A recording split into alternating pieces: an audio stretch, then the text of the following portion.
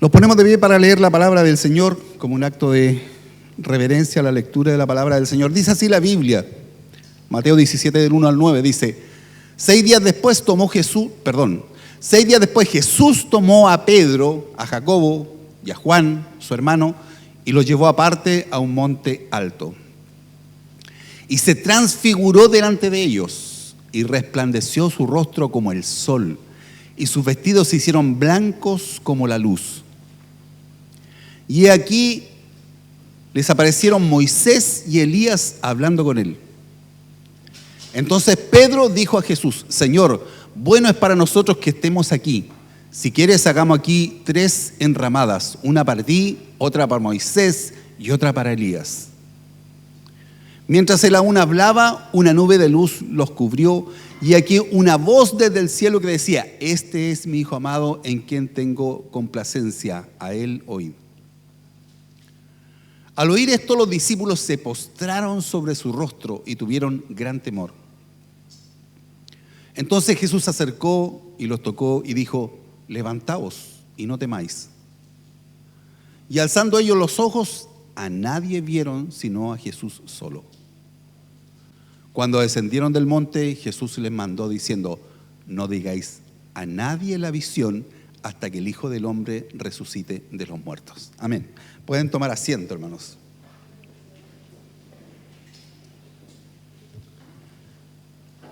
Bueno, esta es una porción que habla de un momento muy particular en la vida de los apóstoles, algo que realmente, por supuesto, les impactó.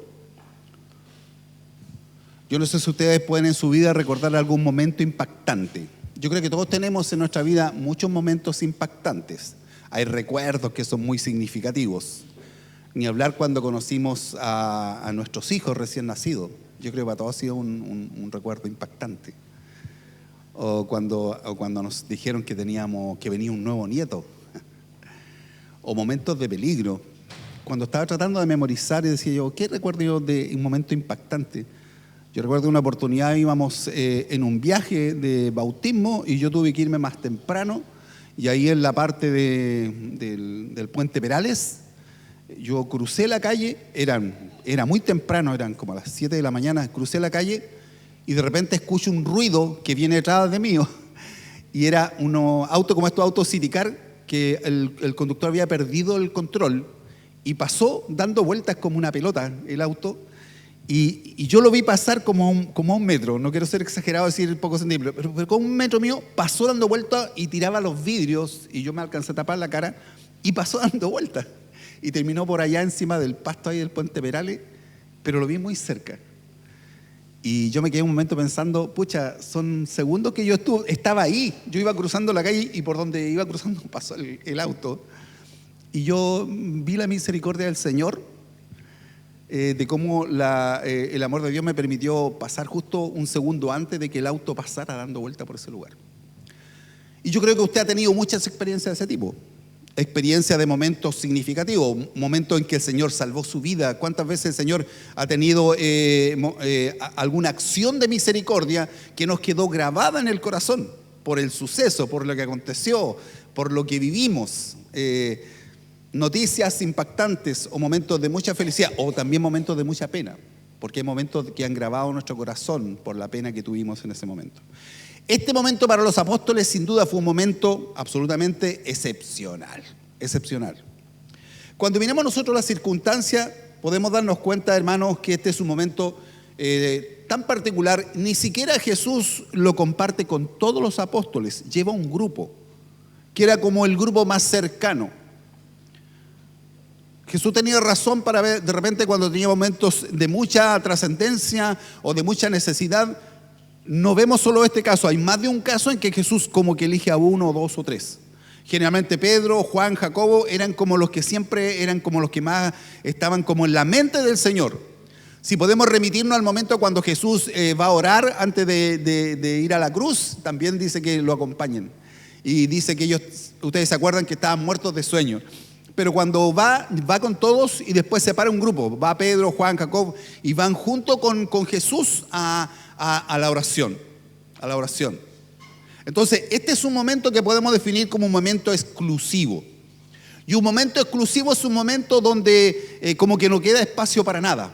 Un momento como para que no se mueva nada. Están tan impactados con la visión que por supuesto ellos están absolutamente impresionados en su corazón.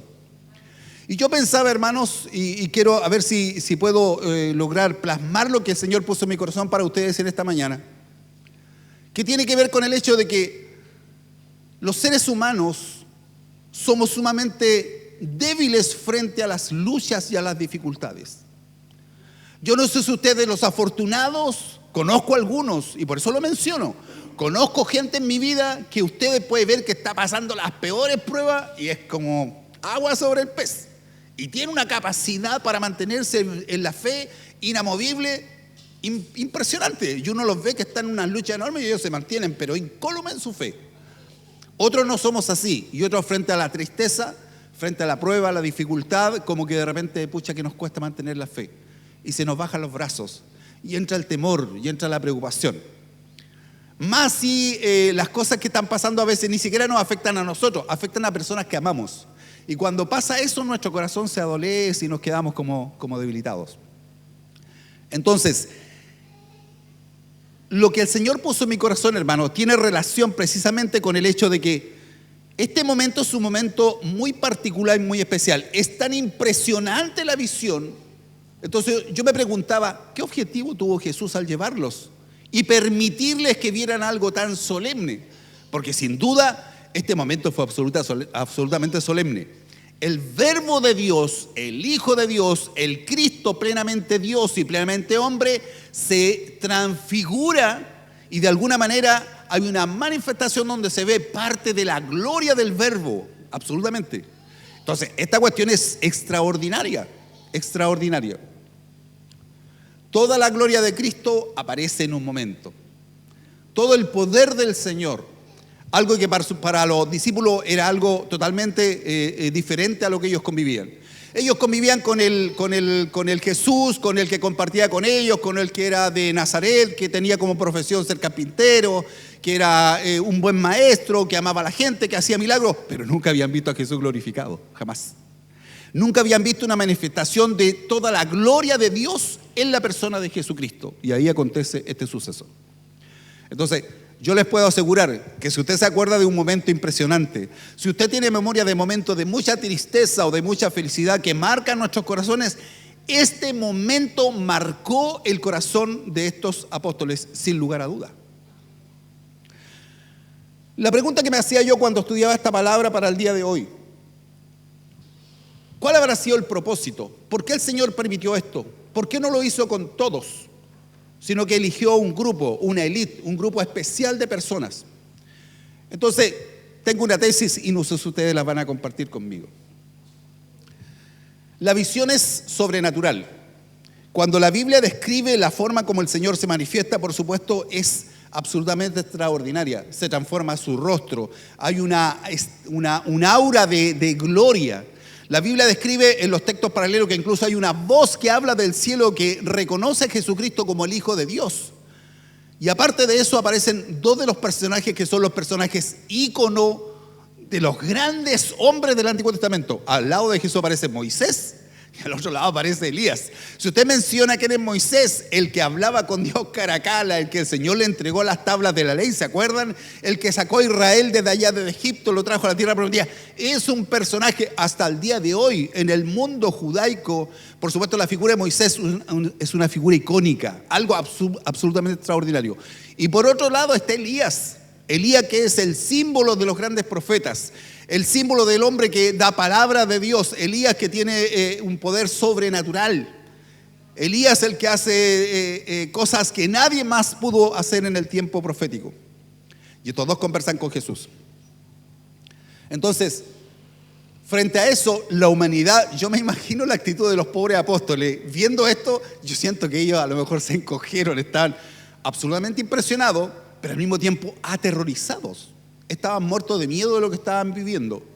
No debemos olvidar que esto se desarrolla con hombres que son de cultura judía, donde la impresión del ser humano judío por los estudios del Antiguo Testamento es que si ellos están en la presencia de Dios, ¿qué les va a pasar a ellos? Ellos tienen que morirse, porque por supuesto ningún pecador puede estar en la presencia de Dios. Es absolutamente extraordinario.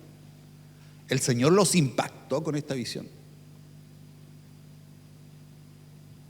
Cuando ellos observan esto, entonces incluso la reacción que tienes es una reacción media así como, no, la mala opinión, no tuvieron buena idea, porque se le ocurre hablar, se le ocurre opinar, se le ocurre interrumpir más encima un momento tan solemne. Y ellos sugieren cosas que son, por supuesto, imposibles de aceptar. Versículo 4 del capítulo 17, si lo pueden poner de nuevo por favor, 4:17, miren lo que pasa cuando ellos... Entonces Pedro dijo a Jesús, ¿cuál fue la idea de Pedro? Nuevamente Pedrito de mi corazón. Él siempre tiene buenas ideas. Se fija, no se puede quedar calladito. No. Él tiene que hacer algo para participar. Se fija, a él le gustaba participar. Entonces Pedro dijo, Señor, bueno es para nosotros que estemos aquí. Si quieres, hagamos aquí 3 enramadas. Una para ti, otra para Moisés y otra para Elías. ¿Te parece, Señor? Versículo 18. Perdón, estamos al 7:4, 7:5. 17:5, ahí sí.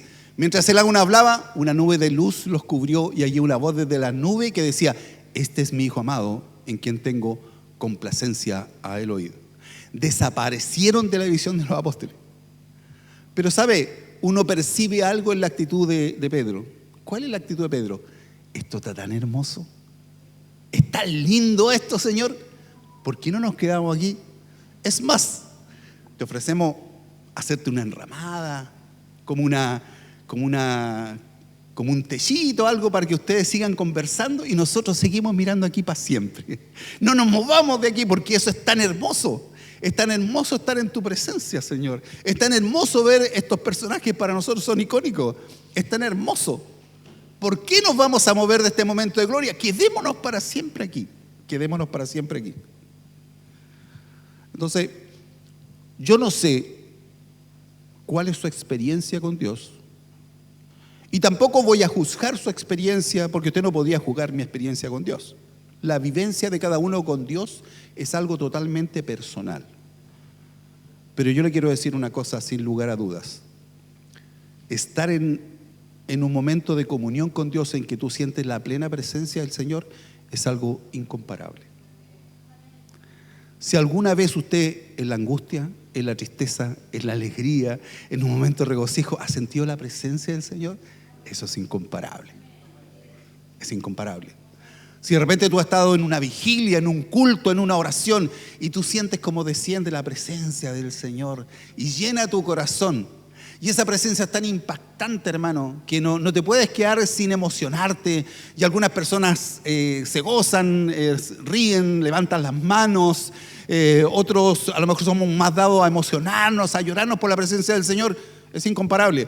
Pero todo ser humano que ha experimentado la presencia de Dios, no hay momento más sublime que manifestar, que sentir la manifestación de la presencia de Dios en nuestras vidas. No hay lugar más sublime, ni hay momento más sublime.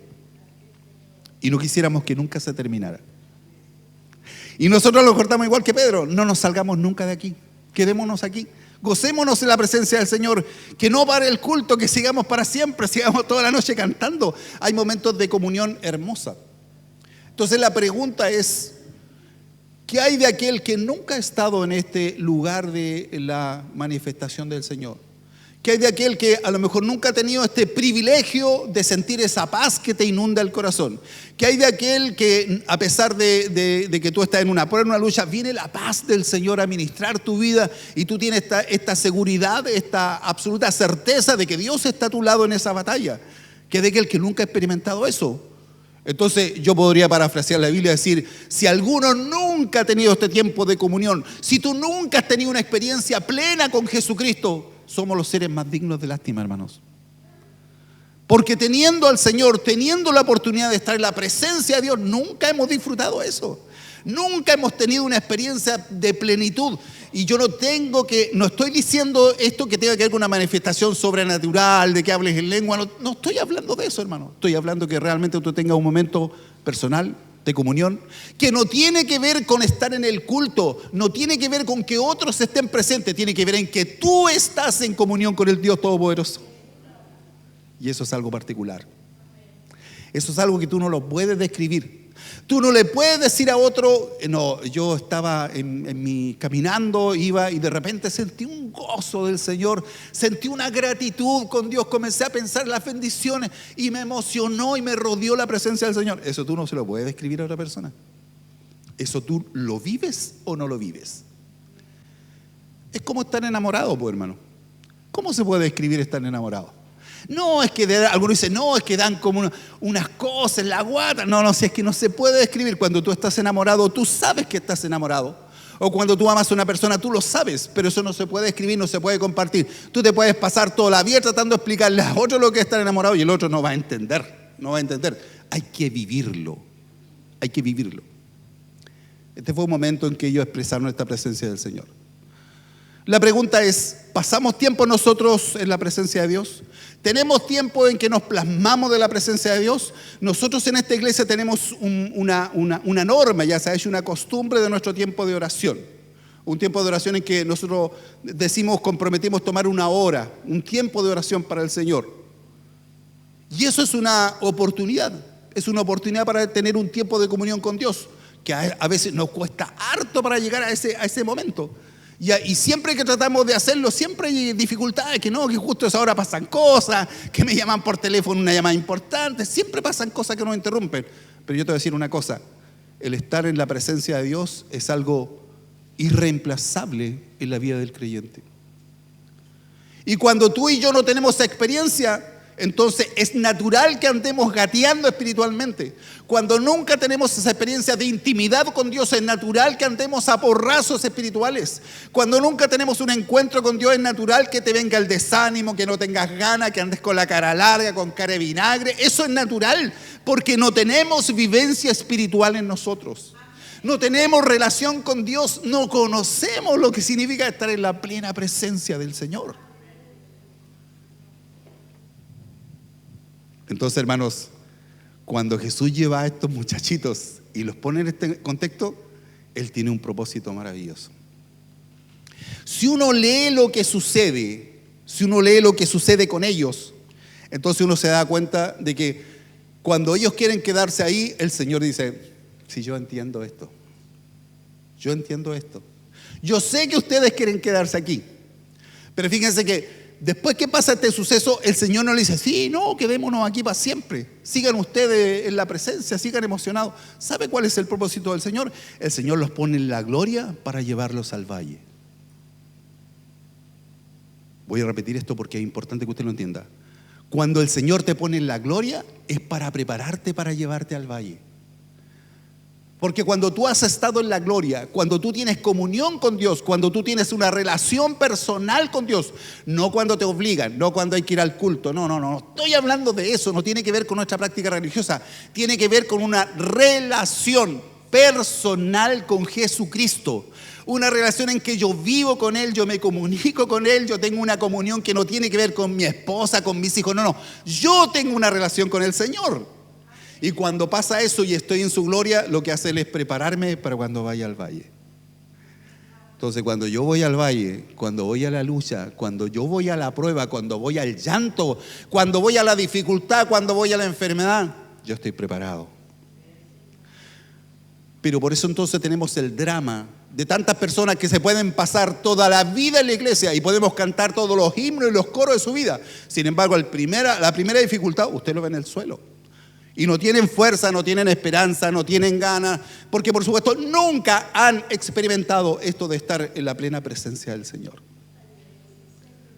Entonces, hermano, quiero decirte hoy día, ¿qué necesidad tenemos tan grande? Es tan necesario, es tan angustiante el pensar de que podemos vivir una vida distanciada de Dios, una vida que solo se remite a nuestro acto religioso, una vida que solo se remite a nuestros cultos, nuestras prácticas religiosas, pero yo no tengo algo que sea mío con el Dios, no tengo algo que yo me paso con el Señor, no es algo. Y de repente incluso podemos juzgar a una persona, podemos caer en el juicio y decir, no, si esta hermana es más fría, como pate pingüino esta hermana, yo no la veo nunca que llore. Y a veces esas personas que tú las ves tan así, tan pulcras, tan en su lugar, tienen una riqueza de comunión con Dios con las que hay que sacarse el sombrero. Porque tienen una certeza y una comunión y una seguridad de lo que Dios hace en su vida que nadie las puede mover. Entonces, hermanos, uno puede caer en las contradicciones. Porque si usted me escucha y dice, bueno, entonces, ¿para qué venimos a la iglesia? ¿Para qué cantamos las canciones? Pero si esto es necesario como una forma de expresar gratitud. Pero tú no puedes, yo no puedo basar mi relación con Dios con venir al culto. Eso es el fruto de lo que yo tengo con Dios. Yo deseo venir a honrar a Dios, yo deseo venir a agradecer a Dios, yo deseo estar en los medios de gracia por mi relación con Él. No porque venga aquí a hacer mi relación con Dios. Este es el resultado del deseo que yo tengo de estar para alabar y bendecir su nombre. Pero eso se ha producido porque yo he visto la mano de Dios en mi vida. Entonces, te vas a extrañar tú si de repente frente a la primera prueba te vienes al suelo, cuando nunca estamos en comunión íntima con Dios, cuando nunca hemos estado en la manifestación gloriosa del Señor, del Dios Todopoderoso. No es raro, hermano, no es raro.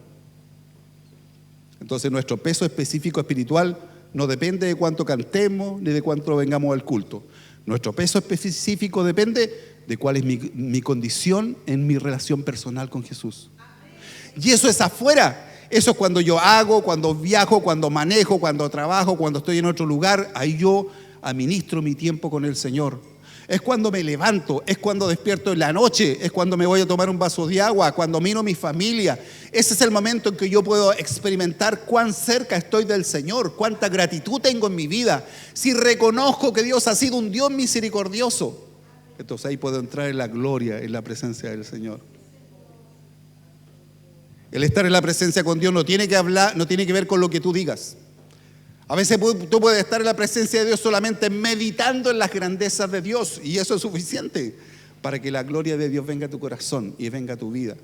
Tú miras lo que Dios ha hecho y tú dices, Señor, qué extraordinaria tu misericordia, qué grande ha sido tu amor, qué grande ha sido tu bendición, cómo tú me has sostenido, cómo tú me has provisto, Señor, cómo tú has abierto puertas, cómo tú has sido bueno. Cuando pienso en mi vida, vi cómo tú me perseguiste por todos lados hasta que me alcanzaste con tu mano de misericordia. Los discípulos están, Jesús se manifiesta, hay una manifestación de gloria y Él los prepara para ir de nuevo al valle. Cuando esta visión termina, ¿sabe? Como los discípulos eran copuchentos, ellos querían salir gritando a todo el mundo lo que había sucedido. Pues, no, que ahora la escoba. ¿Quieren que les cuente? No, y el Señor nos llamó a nosotros, no los llamó a ustedes, pero les vamos a contar. La embarró, Jesús se manifestó, la gloria. Eran copuchentos los discípulos. ¿Y sabe lo que hace Jesús? Le arruina toda la copucha. Dice, bajemos, Señor, porque tenemos que hablar con los demás. Y dice Jesús, no, vengan un poco, quiero hablar con ustedes antes que bajen. Sí, Señor, ¿qué pasa? No van a decir nada. Pero ¿cómo, Señor? No van a decir nada. Tremenda visión, no van a decir nada. No van a decir nada. Yo los traje, yo les permití ver mi gloria, pero ustedes no van a decir nada hasta después que yo resucite. Recién van a poder dar el testimonio de lo que ustedes vieron. Recién van a poder contar lo que sucedió. Después que venga todo lo que va a pasar. Y ellos tampoco entendían eso de la resurrección y eso, no entendían mucho, era raro, pero en la mente de los apóstoles no estaba este concepto de la muerte de Jesús, ni estaba el concepto de su resurrección, pero Jesús les advierte, no digan nada hasta que yo resucite. Entonces para mí hay una conclusión que sacar. El secreto hay que guardarlo. ¿Hasta cuándo? Hasta cuando pase todo lo que tiene que suceder. ¿Qué tiene que suceder? Toman preso a Jesús, lo torturan, lo maltratan, Él sufre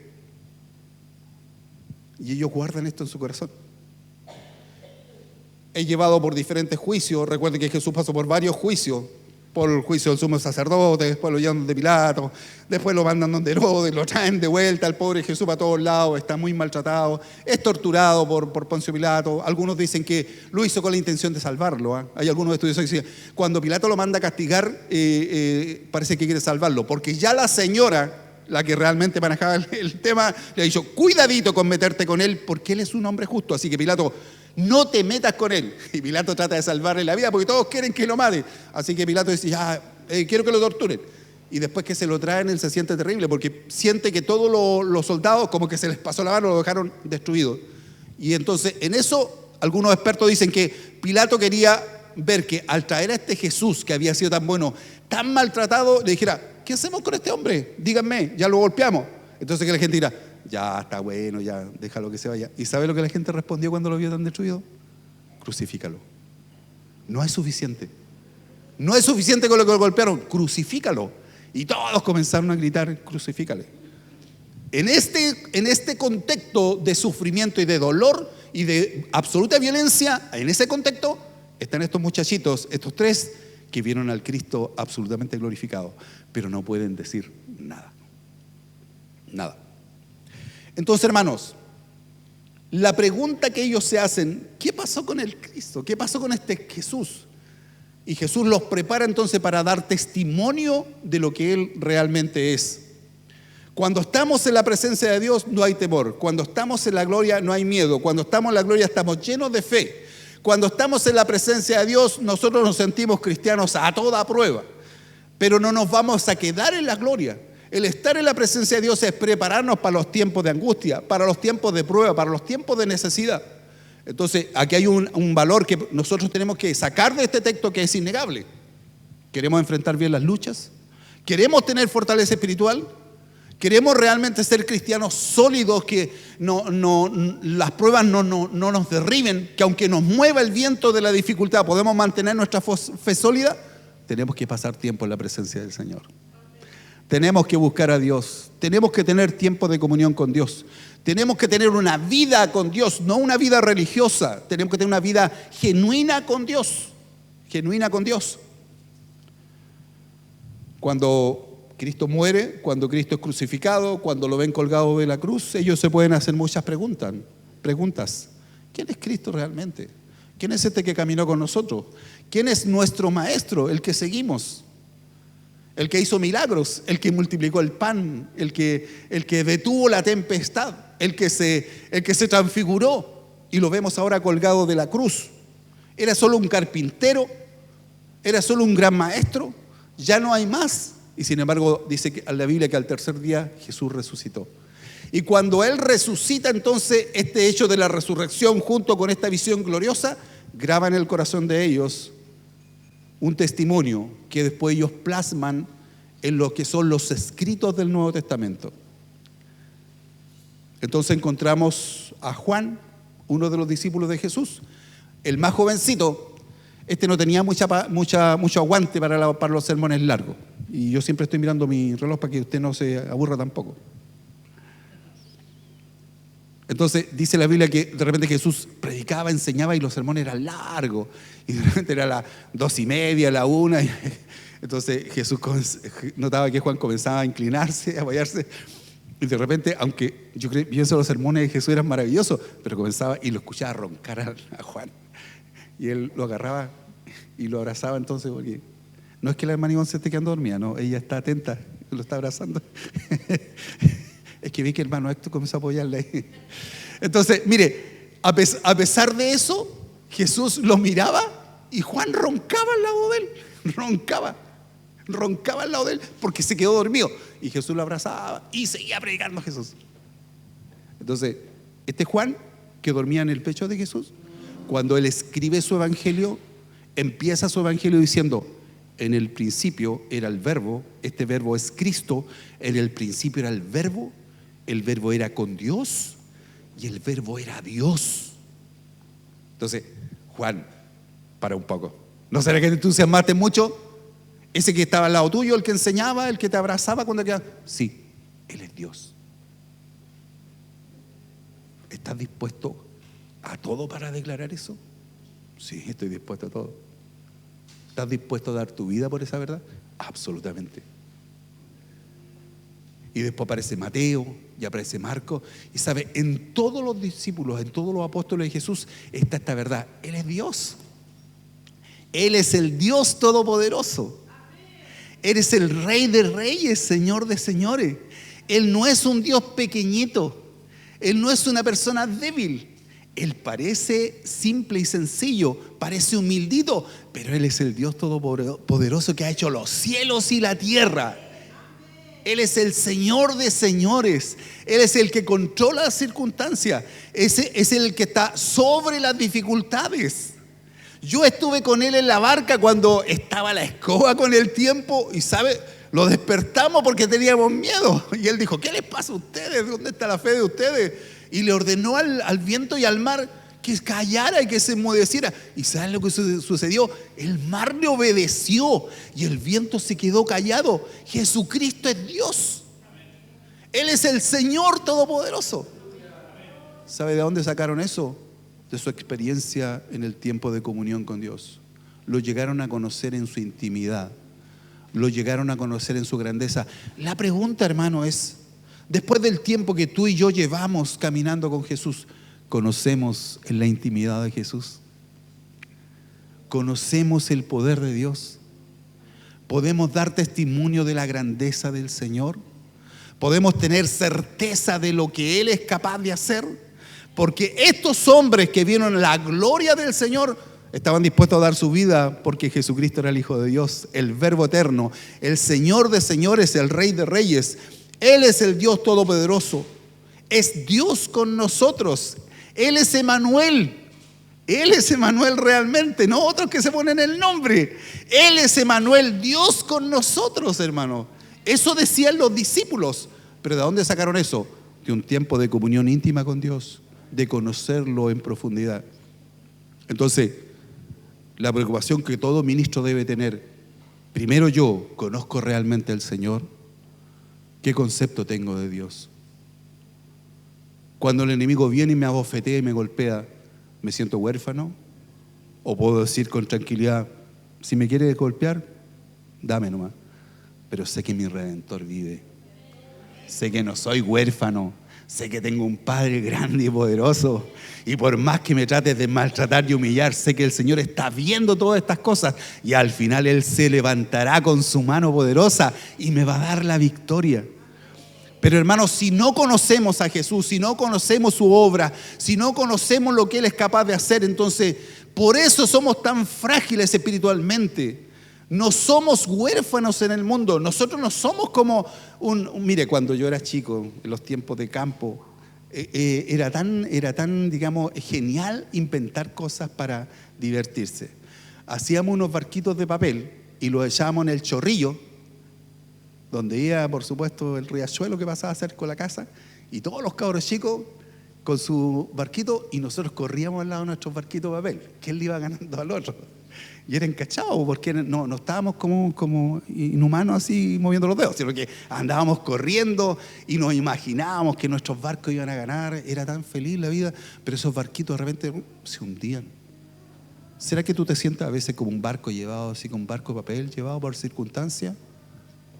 ¿O sientes que tú eres el Hijo del Rey de Reyes? Que Él responde por mí. Que no importa las dificultades, el Señor está en control de todo. El Señor está en control de todo. Él observa todas las circunstancias y Él nos dará la victoria. Él nos dará la victoria. Entonces, frente a esas circunstancias, hermano, nosotros tenemos que pensar: ¿he logrado yo estar en la presencia de Dios? ¿Tengo la fortaleza? ¿Me he llenado de la gracia de Dios en algún momento para poder enfrentar los tiempos de sequedad? Porque si tú quieres tener, hermano, fuerza en los tiempos de lucha, entonces tienes que prepararte. Todo deportista, toda persona que practica un deporte pasa mucho tiempo de entrenamiento. Imagínense las personas que van a las Olimpiadas, creo que son cada 4 años las Olimpiadas. Se pasan 4 años preparándose para 10 segundos de participación, 15 segundos de participación. Y ahí se responde todo, y ahí se resuelve todo.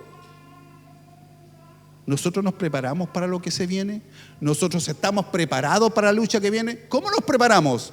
Cuando estamos en la presencia de Dios, cuando conocemos al Señor, cuando tenemos tiempo de intimidad con Dios, cuando tenemos una vida de riqueza en mi relación con el Espíritu Santo. Ahí me preparo para la batalla. Cuando estoy en la presencia de Dios, me preparo para ir al valle cuando tenga que enfrentar a mi enemigo.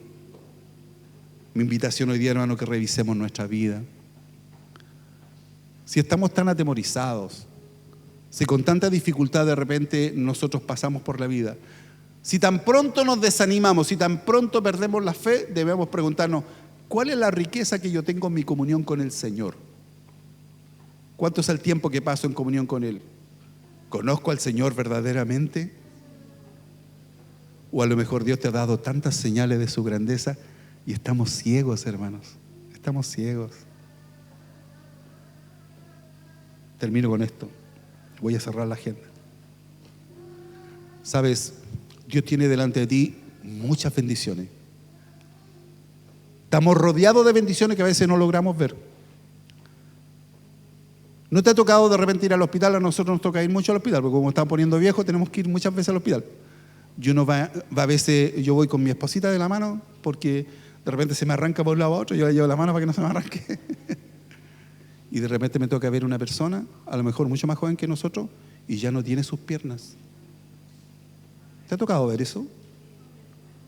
Y te toca pensar y decir, gracias Señor, que tú has salvado mi salud y que puedo caminar. O cuando tú ves la noticia que de repente en una cosa rara, de repente una niñita de 6 o 7 años perdió su vida. Y tú has pensado que tú abrazas a tu guagua al lado. ¿Has pensado eso? ¿Y no te das cuenta que esos son actos de misericordia del Señor? Porque la vida, la salud, nuestro alimento, la casa, la provisión, son misericordias de Dios. Es Dios diciéndonos, yo estoy contigo, tranquila, yo soy el que abro puertas, no te alteres, hay dificultades, está mala la tempestad, pero yo voy a tu lado, y si el Señor es con nosotros, ¿quién contra nosotros? Porque todo lo podemos en Cristo que nos fortalece. Pero necesitamos, hermanos, estar en tiempo de intimidad con el Señor. Necesitamos fortalecer nuestra fe. Necesitamos aumentar nuestra relación con Dios, nuestra búsqueda de Dios, nuestra comunión con Dios. Y si tú ves las bendiciones y no te emocionas por lo bueno que ha sido el Señor, entonces somos muy ciegos, hermano. Somos muy ciegos. Abrazar a tu hermano, a tu hermana, a tu papá, a tu mamá, es una bendición enorme. El tener a tu hijo contigo es una bendición enorme. El que tengas un esposo, una esposa a tu lado que te cuide, que te regalone, es una bendición enorme. Y es una muestra del amor del Señor. Ahí está Dios en tu vida. Y Dios no te va a abandonar, Dios no te va a dejar huérfano. Él va a estar siempre a nuestro lado. ¿Cuántos podemos en este momento inclinar el rostro y decirle, Señor, gracias por tenerme rodeado de tantas bendiciones? Inclinemos el rostro y tengamos un momento de oración.